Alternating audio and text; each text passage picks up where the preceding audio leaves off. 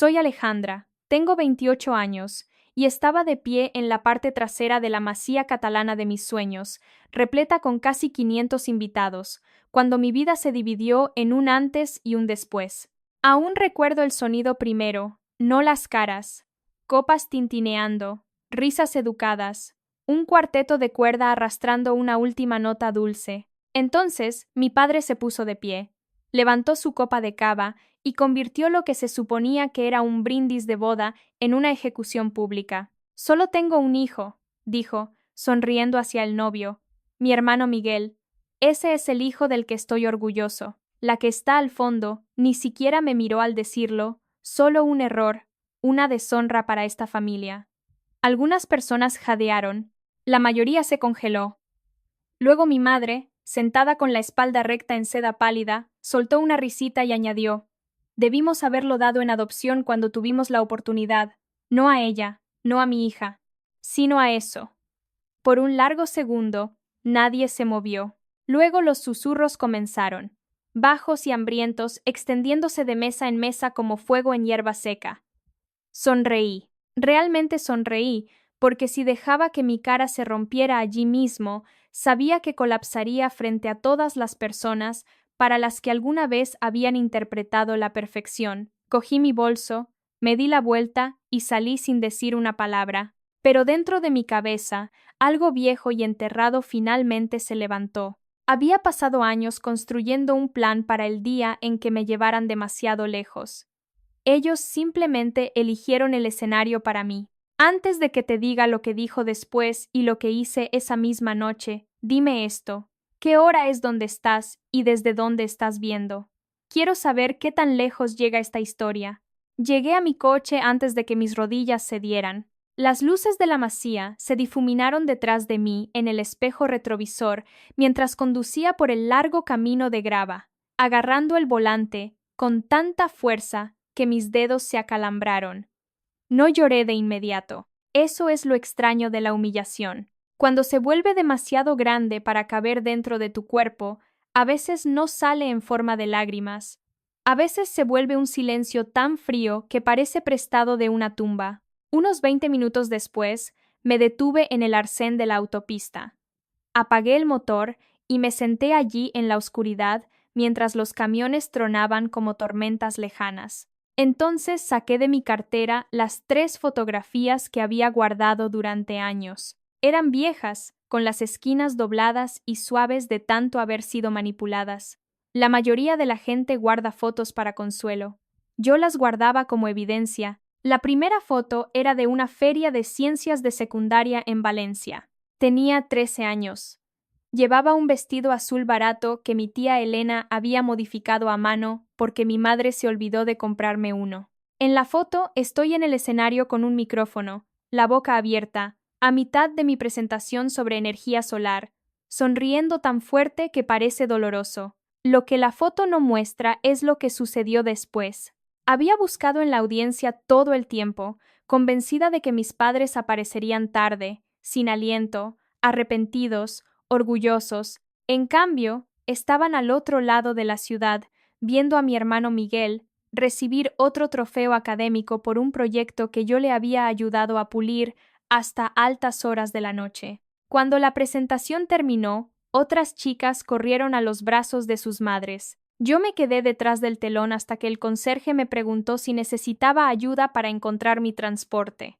Esa noche me encerré en el baño, me senté en el suelo de azulejos y apreté una toallita tan fuerte contra mi boca para no llorar que vomité por el esfuerzo. Recuerdo que me miré al espejo después y pensé, quizás si fuera mejor, vendrían la próxima vez. ¿No es patético cuánto tiempo un niño puede confundir la negligencia con un desafío en lugar de un veredicto? La segunda foto era de mí y mi abuelo, Enrique, tomada en su terraza en el barrio del Carmen 2 veranos antes de que muriera. Tenía una mano en mi hombro y su viejo sombrero de paja inclinado hacia atrás. Sus ojos ya estaban nublados, pero cada vez que me miraba, me hacía sentir vista de una manera que casi dolía. Eres la más fuerte de esta familia, solía susurrar cuando nadie más escuchaba. En ese momento, pensé que lo decía como consuelo. Años después, Me di cuenta de que era una disculpa. Él sabía exactamente en qué casa estaba creciendo. Sabía lo que significaba que los diplomas de mi hermano de la escuela de negocios estuvieran enmarcados en el pasillo, mientras mis premios de arte desaparecían en cajones de la cocina y bolsas de basura. Una semana antes de morir, me llamó a su habitación y me pidió que prometiera que nunca rogaría por amor a personas demasiado vacías para darlo. Se lo prometí, por supuesto. Luego pasé otra década rompiendo esa promesa todos los días. La tercera foto era de tía Eva, medio girada hacia la cámara, riendo por algo fuera del encuadre. Siempre había sido la incómoda portadora de la verdad de la familia, la única persona que me miraba y no fingía no notar los moratones que no son visibles en la piel. Moratones emocionales, los que te hacen encogerte cuando alguien pronuncia tu nombre con demasiada brusquedad. Solía deslizarme libros, dinero y pequeñas notas que decían cosas como: no estás loca, no eres difícil, no eres lo que te llaman. Una vez, cuando tenía 16 años, me encontró llorando en el lavadero después de que mi madre les dijera a los invitados que yo era la sensible y mi hermano era el niño con verdadero potencial. Eva me sostuvo la cara con ambas manos y dijo: un día, la verdad sobre esta familia saldrá a la luz. En ese momento pensé que se refería al karma en algún sentido espiritual vago. Sentada allí en la autopista después de ser humillada frente a 500 personas, finalmente comprendí que se refería a una deuda real, de la que acumula intereses. Dejé las 3 fotos en mi regazo y las miré hasta que mi respiración se calmó. Ese fue el momento en que la humillación de la boda dejó de sentirse como el final de algo y comenzó a sentirse como un permiso. Toda mi vida me habían enseñado a tragar insultos, minimizar daños, suavizar las cosas, proteger reputaciones que nunca me habían protegido a mí. Pero personas como mis padres solo entienden un idioma: las consecuencias. No se detienen cuando lloras, no se detienen cuando suplicas, se detienen cuando el costo se vuelve insoportable.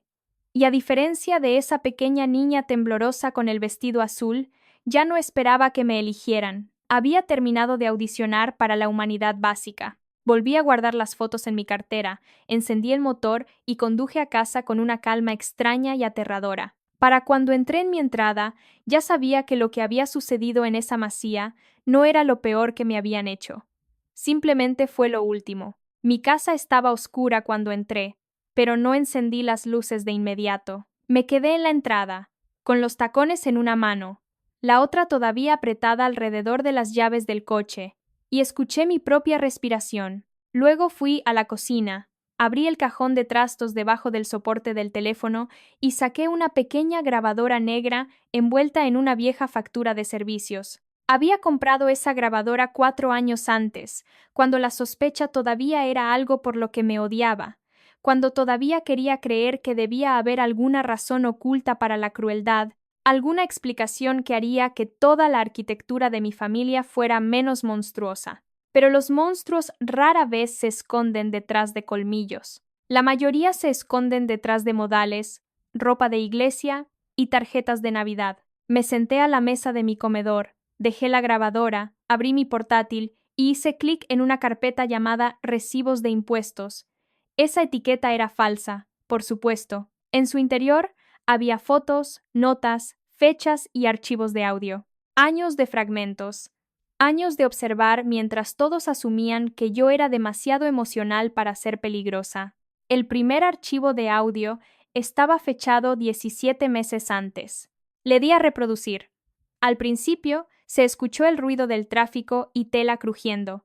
Luego la voz de mi padre, baja e íntima de una manera que nunca le había oído hablar con mi madre. «Eres la única persona con la que puedo ser real», le dijo a una mujer de su oficina. Una que llevaba un anillo de boda y sonreía demasiado alegremente en los eventos de la empresa. Mi esposa solo conoce la versión de mí que interpreto. Tú eres la verdadera. Había escuchado esa grabación tantas veces que las palabras deberían haberse vuelto insensibles. Nunca lo hicieron. Mis manos aún temblaban cada vez. Hay algo singularmente grotesco en escuchar al hombre que te enseñó sobre la moralidad hablar como un cobarde enamorado de su propio reflejo. La siguiente carpeta contenía pruebas de la deuda de mi madre.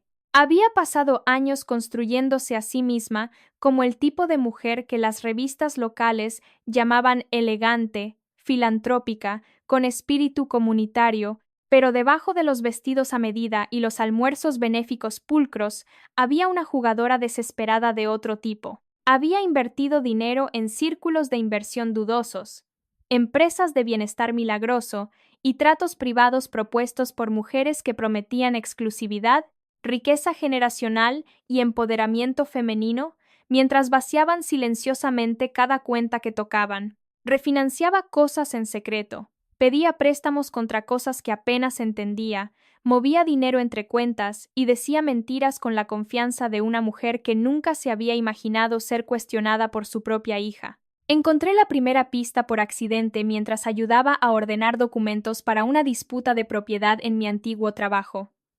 Una firma llevó a otra. Un aviso de impago llevó a una amenaza de demanda.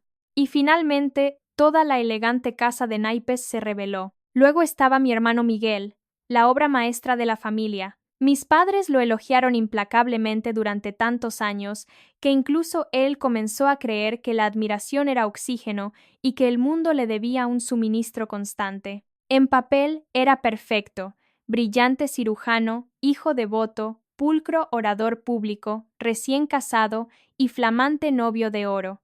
Pero yo había observado la maquinaria de cerca, sabía cómo editaba historias, cómo convertía el silencio en un arma, cómo dejaba que nuestros padres me humillaran en público siempre y cuando eso preservara la jerarquía que lo alimentaba. Nunca tuvo que insultarme directamente la mayoría de las veces. Todo lo que tenía que hacer era aceptar el pedestal. Las personas más crueles son a menudo las que mantienen sus manos limpias, mientras otros hacen el trabajo sucio por ellas. Creé un nuevo documento y comencé a escribir una secuencia, no solo una lista. Esa era la parte importante. Exponer a la gente no se trata de lanzar secretos al aire y esperar que caigan. Se trata de tiempo, presión, testigos, orden irrefutable. Describí lo que podría destruir a cada uno de ellos más rápido. El romance de mi padre podría destruir su posición en el consejo de la fundación del hospital, donde los valores familiares eran prácticamente parte del código de vestimenta. La deuda oculta de mi madre podría convertir a cada amiga susurrante del club de campo en un depredador oliendo sangre. Y Miguel, la destrucción de Miguel no vendría solo del escándalo, vendría de ser forzado por una vez a permanecer sin la mentira de que era inherentemente mejor que yo. Escuché otro archivo de audio. Mi padre de nuevo. La misma mujer. Este era peor. Alejandra siempre lo hace todo tan dramático, murmuró con una risa despectiva. Miguel entiende lo que importa. Él es el futuro. Ella es solo un lastre que nunca deberíamos haber arrastrado tanto tiempo. Pausé la grabación y miré la forma de onda en mi pantalla. Lastre, error, desgracia. Es curioso cómo las personas crueles se repiten. Creen que están siendo espontáneos, pero el desprecio tiene un vocabulario tan limitado. Abrí un borrador de mensaje en blanco y comencé a construir la estructura de lo que sucedería a continuación. No una explosión ciega, una detonación. Luego le envié un mensaje de texto a la única persona fuera de la familia en la que confiaba con la verdad. Te necesito mañana, sin preguntas. Por favor. Se lo envié a Carlos y cerré los ojos. Respondió menos de un minuto después. Allí estaré. Miré de nuevo las carpetas en mi pantalla, los años que había pasado recopilando pruebas porque alguna parte de mí debió haber sabido que este día llegaría. Si descubriste que tu padre llamaba a otra mujer, la verdadera mientras te trataba como una vergüenza desechable, ¿cuánto tiempo te quedarías en silencio? Me había quedado en silencio el tiempo suficiente. Esa noche, en algún lugar entre la medianoche y el amanecer, mi dolor se endureció hasta convertirse en diseño. Carlos llegó a la mañana siguiente con café solo, sin juzgar, y la expresión de un hombre que ya sabía que estaba a punto de escuchar algo feo. Nos habíamos conocido en la universidad de la manera menos cinematográfica posible. por una impresora rota y un plazo incumplido.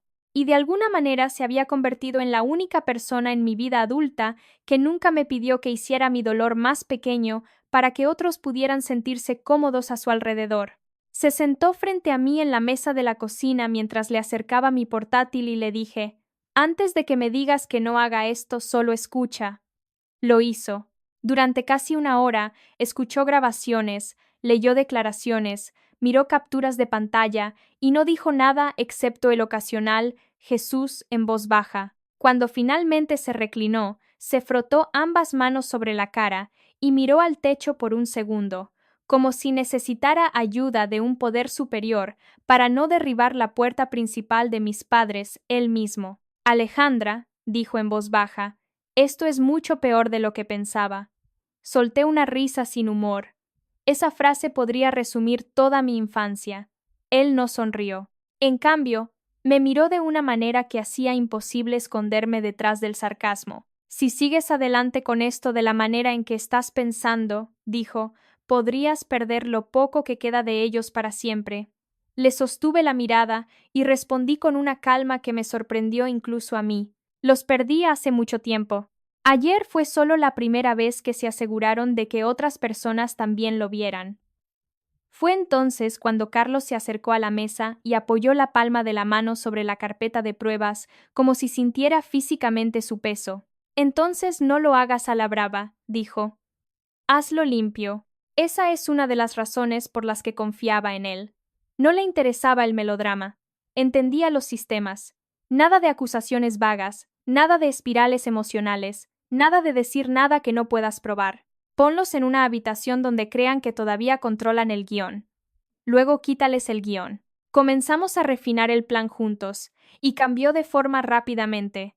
Abandoné la idea de una explosión pública inmediata, demasiado desordenado, demasiado fácil para que me pintaran como inestable. Necesitábamos contención primero, fractura segundo, exposición tercero. Carlos también me obligó a admitir algo que había estado evitando. Esto no era solo venganza. Se trataba de un testigo. Si confrontaba a mi familia en privado y lo negaban todo, reescribirían la historia antes de la cena. Llevaban 28 años reescribiéndome. «Necesitas al menos otro par de ojos en la habitación», dijo Carlos. «Preferiblemente alguien cuya opinión Miguel realmente tema». Se refería a Sofía, por supuesto, mi nueva cuñada.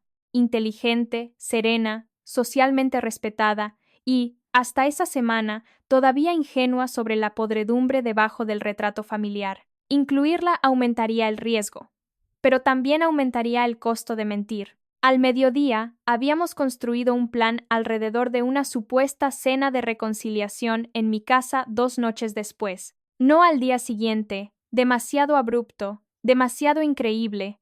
Suficiente tiempo para que todos se calmaran, pero no suficiente tiempo para que yo perdiera el valor. Enviaría un mensaje que sonara comedido y avergonzado. Odiaba esa parte, pero Carlos tenía razón.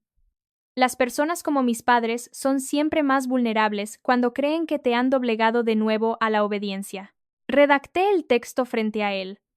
«No quiero que las cosas sigan como estaban después de la boda. Deberíamos hablar en privado. Cena en mi casa el jueves. Por favor, ven. Trae a Sofía si quieres. Me gustaría arreglar esto antes de que empeore».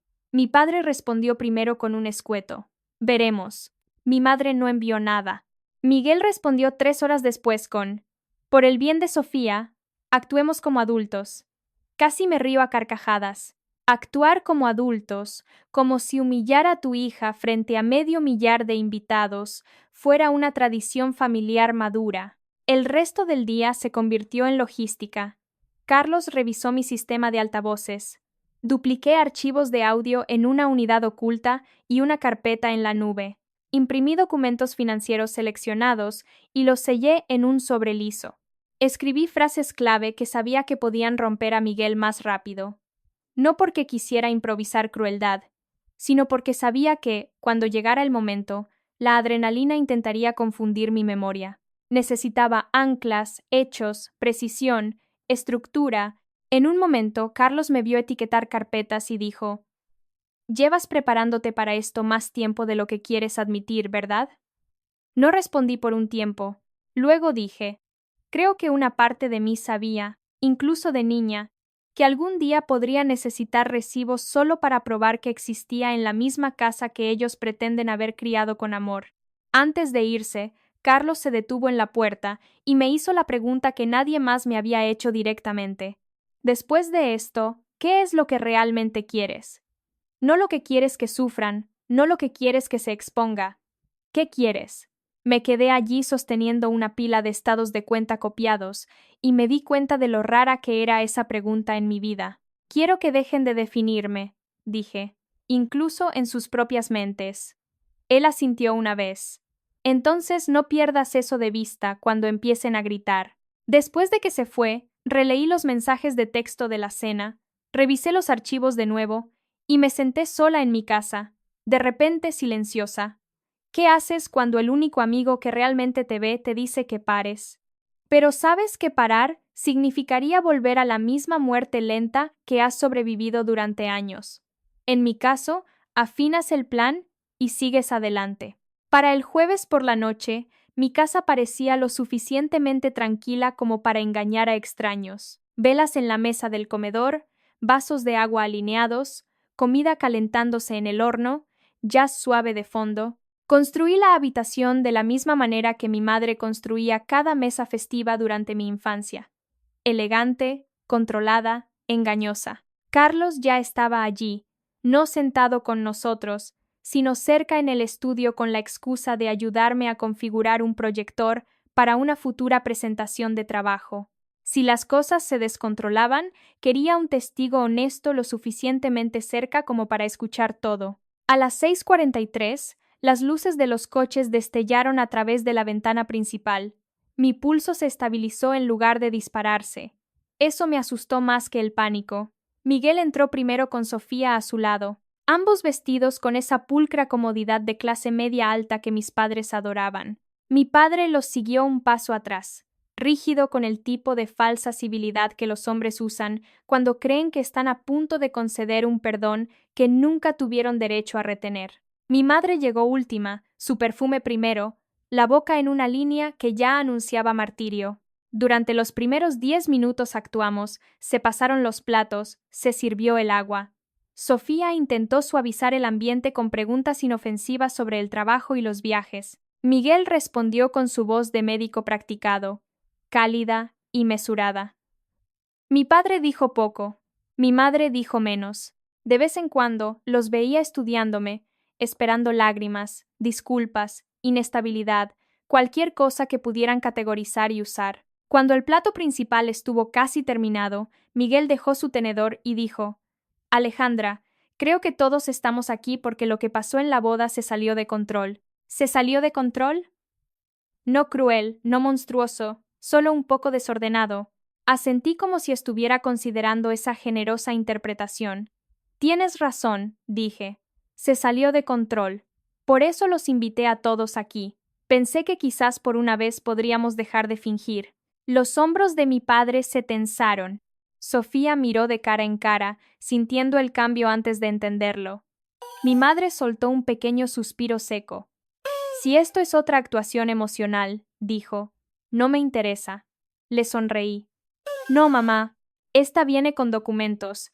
Nadie habló después de eso. Me puse de pie, caminé hacia el aparador y coloqué un pequeño altavoz Bluetooth en el centro de la mesa como un plato extra. Los ojos de Miguel se entrecerraron. ¿Qué es eso? Me senté de nuevo. La razón por la que esta conversación finalmente va a ser honesta. Mi padre empujó su silla media pulgada hacia atrás. Pequeño movimiento. Gran revelación. Alejandra, dijo con advertencia en su voz, cualquier truco infantil que creas que estás haciendo. Presioné play. Al principio, la habitación se llenó de tráfico amortiguado y estática. Luego, la voz de mi padre emergió, inconfundible, más suave de lo que cualquiera de nosotros le había oído en casa. Eres la única persona con la que puedo ser real. Sofía frunció el ceño. La mano de mi madre se congeló alrededor de su vaso de agua. La grabación continuó. Mi esposa solo conoce la versión que interpreto.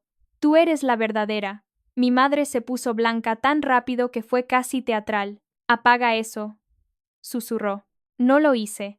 Mi padre se abalanzó y lo pausó él mismo, golpeando el altavoz de lado. Esto es una locura, ladró. ¿Me grabaste? Me recliné y crucé las manos. No, papá. Te documenté. Hay una diferencia. Sofía lo miró fijamente. ¿Quién es esa mujer? Miguel intervino de inmediato. Podría estar editado. Eso fue tan perfectamente Miguel que casi lo admiré. La evidencia apenas aterriza, y su primer instinto no es la moralidad, sino la contención. Hay 6 archivos más, dije con calma. Diferentes fechas, diferentes lugares, misma voz, misma mujer, mismos votos matrimoniales siendo usados como papel decorativo. Mi madre hizo un sonido roto entonces. No un sollozo. Todavía no. Pero el ruido de alguien dándose cuenta de que la humillación tiene testigos.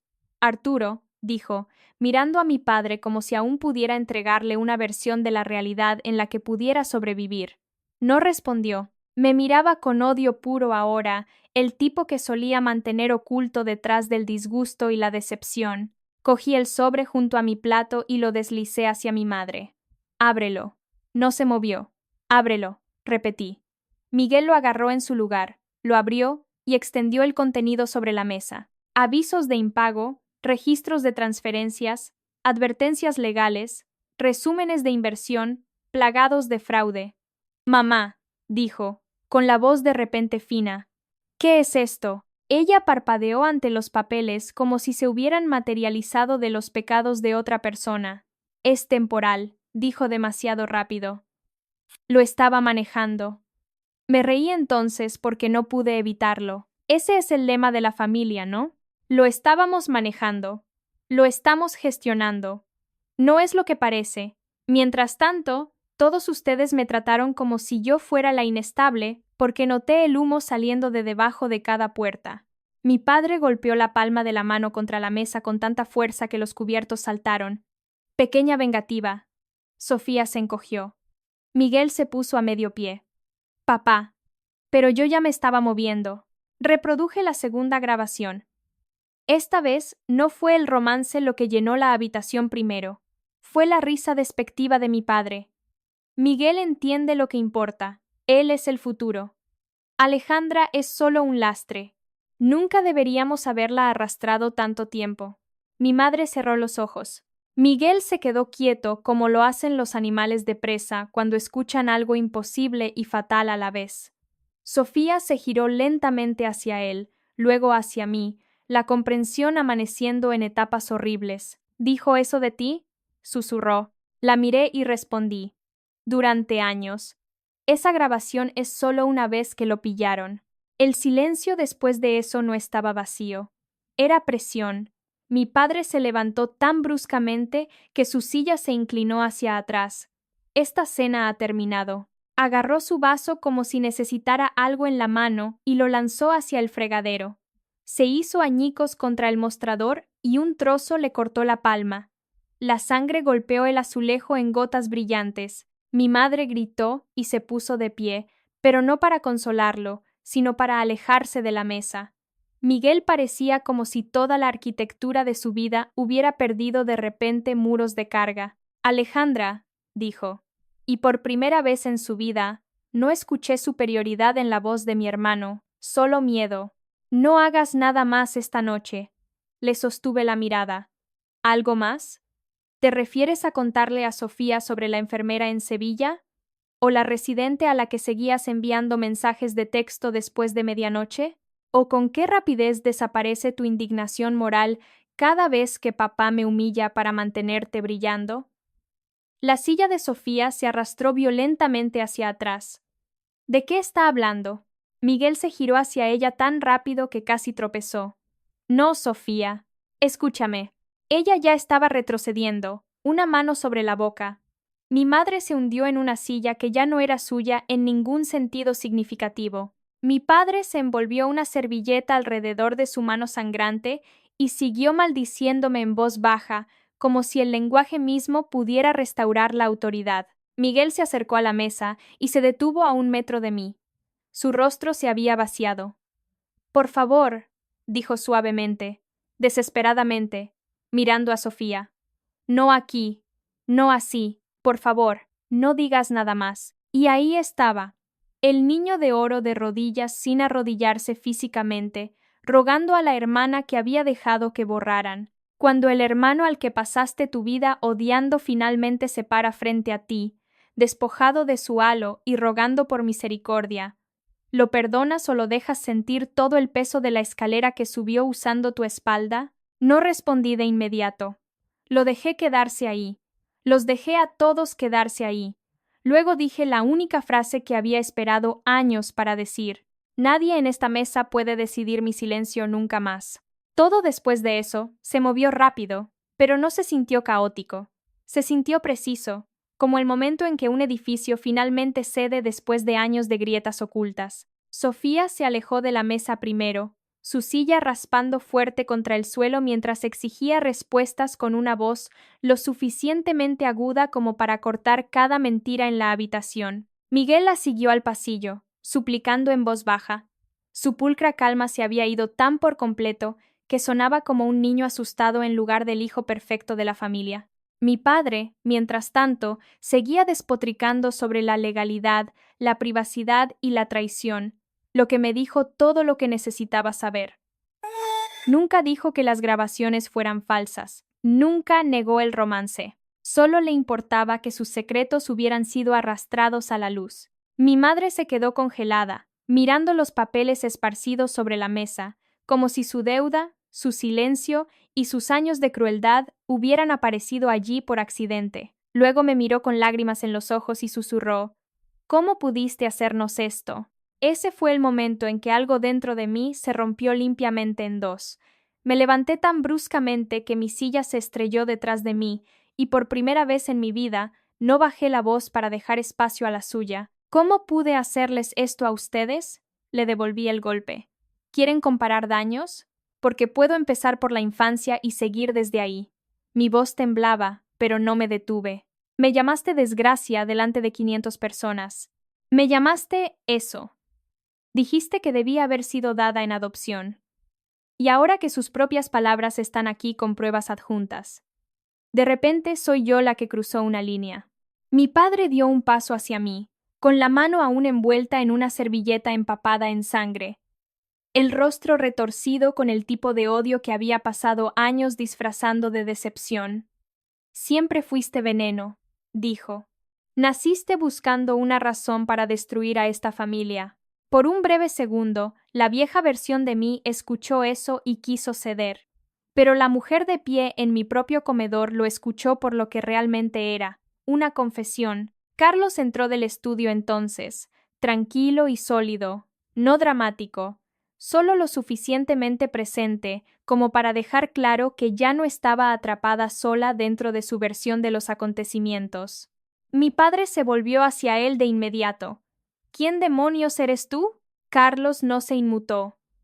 Alguien que sabe que la exposición no es traición, dijo. Eso silenció la habitación el tiempo suficiente para que Miguel reapareciera del pasillo, pálido y sudoroso, con la expresión atónita de un hombre que ve cómo toda su vida se desmorona en tiempo real.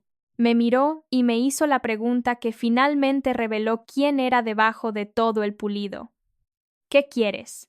Lo miré casi asombrada. Incluso entonces, incluso después de todo, todavía pensaba que esto era una negociación, algún costo privado que se debía saldar para que la familia pudiera volver a fingir. Quiero que la verdad deje de costarme solo a mí, dije. Mi madre se derrumbó por completo, llorando que Miguel no merecía esto, que su matrimonio estaba siendo destruido, que esa noche se suponía que le pertenecía a él.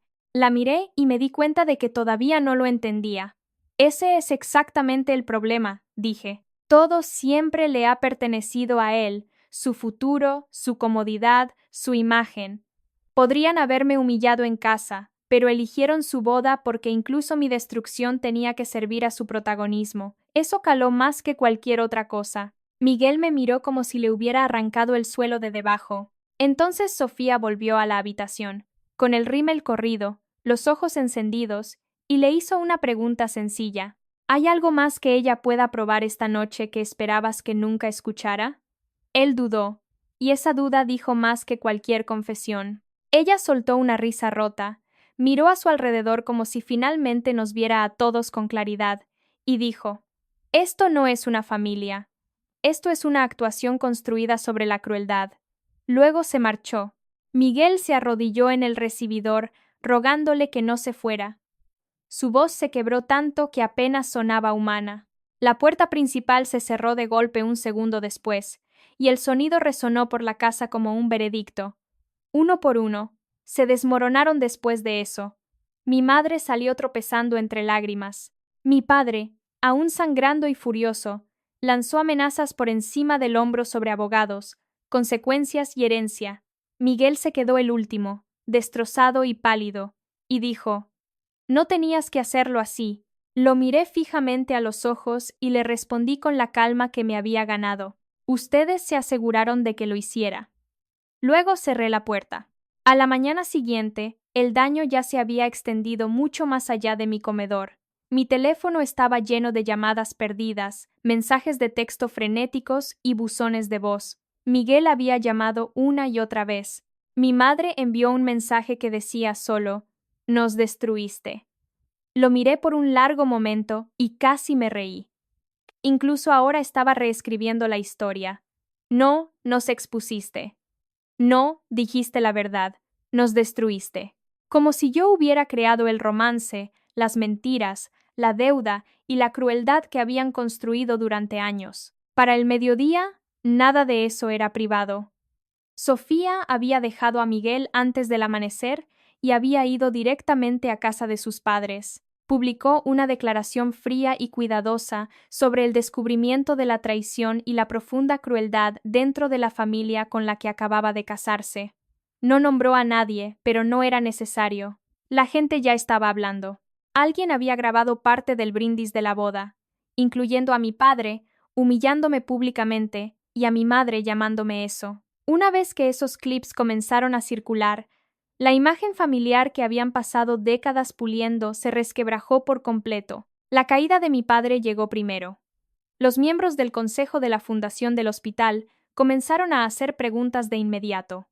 Los donantes se retiraron. Luego, su romance salió a la luz por completo, y la mujer involucrada tenía un marido lo suficientemente poderoso como para asegurarse de que el escándalo no se silenciara. Al final de la semana, mi padre fue suspendido, despojado de su posición y expulsado del papel que había pasado su vida usando como prueba de su superioridad. No solo perdió su trabajo, perdió la reputación que había protegido su crueldad durante años. Mi madre cayó después. Sus deudas ocultas, inversiones falsas y desastres financieros secretos se extendieron por los mismos círculos sociales donde siempre había interpretado elegancia y control. Los acreedores se movieron rápido, las cuentas fueron congeladas. Le siguieron avisos legales. Los amigos desaparecieron, las invitaciones cesaron. Al final de la semana, se enfrentaba a la pérdida de la casa que había tratado como un reino. Luego vino Miguel. Se suponía que sobreviviría a todo.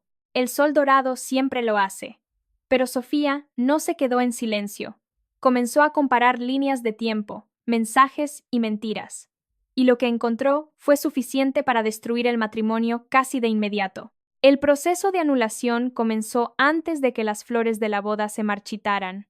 En el hospital, los susurros también lo siguieron. Las preguntas sobre su comportamiento, sus mensajes nocturnos y su profesionalismo comenzaron a extenderse. No lo perdió todo a la vez, pero perdió lo único que valoraba más, el mito de que era intocable. En la séptima noche después de la boda, sonó mi timbre. Cuando abrí, los tres estaban allí. Mi padre parecía gris y vacío. Mi madre estaba llorando en el coche. Miguel estaba en el porche como un hombre que había envejecido años en días. «Ya has demostrado tu punto», dijo mi padre. «Esto ha llegado demasiado lejos». Lo miré y respondí: «No, llegó demasiado lejos cuando me borraste frente a 500 personas». Entonces mi madre salió temblando y dijo: «Por favor, lo hemos perdido todo». Miguel se adelantó el último, y esta vez sí se arrodilló. Allí mismo, en mi porche, el sol dorado de rodillas, mirando a la hermana que había pasado toda su vida dejando que la destruyeran. Por favor, susurró, dile a la gente que no todo es verdad. Dile a Sofía que puedo arreglar esto. Lo miré por un largo momento y dije, no estás aquí porque finalmente entiendes mi dolor. Estás aquí porque perderme a mí nunca te dolió. Perderte a ti mismo sí. Ninguno pudo responder. Me quedé allí mirando a la familia que me había llamado error y sentí algo que nunca antes había sentido. Paz. Nunca fui el error, dije. Fui la consecuencia. Luego cerré la puerta y los dejé afuera con las ruinas que ellos mismos habían construido. El equipo detrás de Siempre trabaja duro para crear guiones significativos y atractivos que dejen a los espectadores con valiosas lecciones. Queremos dejar claro que esta historia es completamente ficticia y creada con fines de entretenimiento y educativos, con el objetivo de compartir mensajes reflexivos y lecciones de vida con nuestra audiencia. Ahora que has escuchado la historia, ¿qué personaje te gustó más? ¿Y qué tipo de tema de historia te gustaría ver a continuación en